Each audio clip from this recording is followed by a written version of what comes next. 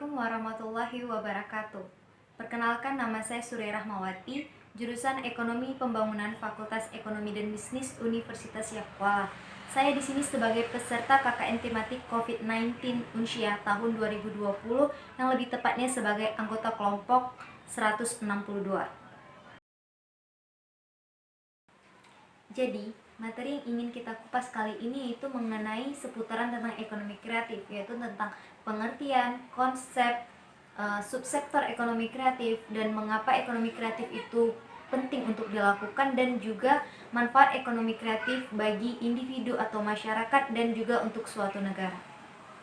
Pertama kali yang ingin kita bahas yaitu mengenai konsep ekonomi kreatif, yaitu merupakan konsep ekonomi di era ekonomi baru yang mengintensifkan informasi dan kreativitas dengan mengandalkan ide dan pengetahuan sumber daya manusia sebagai faktor produksi utama dalam kegiatan ekonomi menurut Sutarman tahun 2017. Jadi ekonomi kreatif itu lahir sebagai konsep ekonomi baru yang mana memanfaatkan cadangan sumber daya yang terbarukan dan juga sumber daya yang bahkan tidak terbatas, yaitu seperti ide, talenta, kreativitas, keterampilan, dan bahkan bakat individu. Ekonomi kreatif adalah kegiatan ekonomi dalam masyarakat yang menghabiskan sebagian besar waktunya untuk menghasilkan ide, tidak hanya melakukan hal-hal rutin yang dilakukan secara berulang. Sebuah manifestasi dari semangat bertahan hidup yang sangat penting bagi negara-negara maju dan juga menawarkan peluang yang sama untuk negara-negara berkembang. Sedangkan industri kreatif yaitu merupakan industri yang berasal dari pemanfaatan kreativitas, keterampilan, serta bakat individu untuk menciptakan kesejahteraan serta lapangan pekerjaan melalui penciptaan suatu karya yang memanfaatkan kreativitas cipta individu. Kekuatan ekonomi kreatif itu lebih bertumpu pada keunggulan sumber daya manusia, di mana ekonomi kreatif itu berhubungan erat dengan industri kreatif yang memanfaatkan sumber daya yang ada di sekeliling serta mengkombinasikannya dengan era digitalisasi. Sehingga dapat kita simpulkan bahwasanya hubungan antara ekonomi kreatif dengan industri kreatif itu adalah kegiatan ekonomi yang mencakup industri dengan memanfaatkan kreativitas sumber daya manusia sebagai aset utama untuk menciptakan nilai tambah ekonomi. Ekonomi kreatif di Indonesia ditargetkan akan menjadi salah satu kekuatan industri kreatif di dunia dengan meningkatkan produktivitas sektor-sektor utama, terutama ekonomi kreatif yang akan menjadi berguna bagi strategi ekonomi nasional hingga tahun 2030, yaitu menjadi salah satu negara dengan pendapatan tertinggi di dunia. Ekonomi kreatif kelak menjadi tulang punggung perekonomian Indonesia. Mengapa ekonomi kreatif itu penting untuk dikembangkan?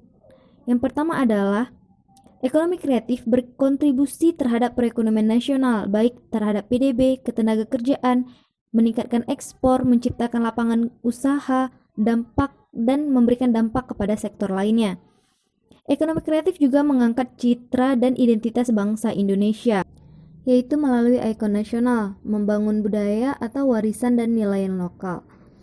Yang ketiga yaitu ekonomi kreatif berbasis sumber daya terbarukan yang mana berbasis pengetahuan atau komunitas atau green community. Selanjutnya yaitu ekonomi kreatif sektor berbasis kreativitas yang mendorong inovasi. Inovasi dan kreativitas itu muncul melalui ide dan gagasan dalam menciptakan suatu produk yang memiliki nilai ekonomi. Yang terakhir, ekonomi kreatif selain untuk melestarikan budaya, ekonomi kreatif juga memiliki dampak sosial yang mana dapat meningkatkan kualitas hidup, pemerataan kesejahteraan, dan peningkatan toleransi sosial. Itulah 5 alasan mengapa ekonomi kreatif perlu untuk dikembangkan. Selanjutnya yaitu manfaat ekonomi kreatif. Ekonomi kreatif itu terbagi menjadi 2 manfaat, yaitu pertama bagi masyarakat atau individu, dan yang kedua itu bagi suatu daerah ataupun negara. Bagi masyarakat, ekonomi kreatif dapat meningkatkan pendapatan individu dan menghemat pengeluaran, di mana individu atau masyarakat dapat mengandalkan ide dan kreativitas dalam menciptakan suatu produk yang memiliki nilai ekonomis atau nilai jual, dengan biaya yang lebih murah dan didukung dengan kemajuan teknologi. Yang kedua yaitu menyerap tenaga kerja. Individu yang menjalankan usaha berbasis sektor industri kreatif dapat membantu menyerap tenaga kerja, sehingga dapat mengurangi pengangguran di suatu daerah. Selanjutnya dapat meningkatkan kesejahteraan masyarakat dan menciptakan individu yang kreatif dan inovatif sehingga mampu menciptakan suatu karya yang didasarkan pada warisan budaya Nusantara dan kearifan lokal. Sedangkan untuk suatu negara, yaitu dapat meningkatkan ekspor aircraft atau ekonomi kreatif sehingga dapat meningkatkan pendapatan suatu negara.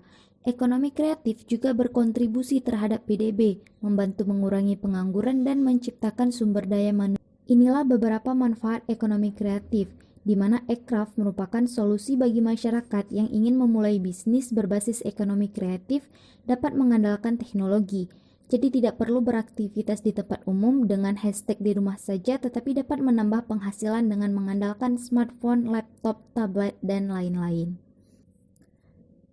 Terakhir yaitu sektor ekonomi kreatif.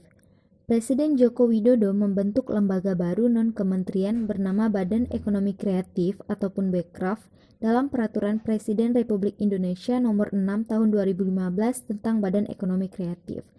Badan ini bertanggung jawab terhadap perkembangan ekonomi kreatif di Indonesia, yang mana Bekraf ini menetapkan adanya 16 subsektor dari industri kreatif yang menjadi fokus untuk dikelola.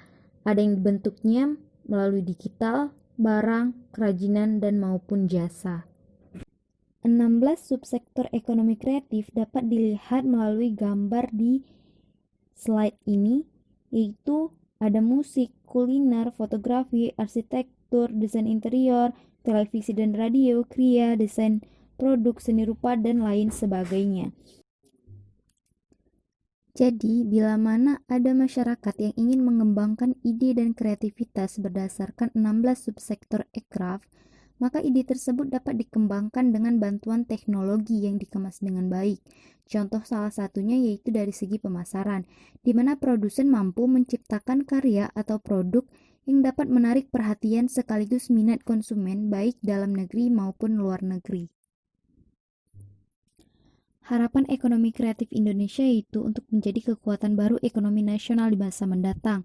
Melalui Bekraf, pemerintah Indonesia berusaha memberikan inovasi serta menaruh perhatian lebih terhadap sektor ini dengan tujuan untuk menggali potensi dan memaksimalkan peluang sekaligus mengatasi tantangan ekonomi kreatif yang ada di Indonesia. Berikut merupakan contoh dari subsektor ekonomi kreatif, yaitu ada fashion, kuliner, arsitektur, kesenian, periklanan, dan lain sebagainya.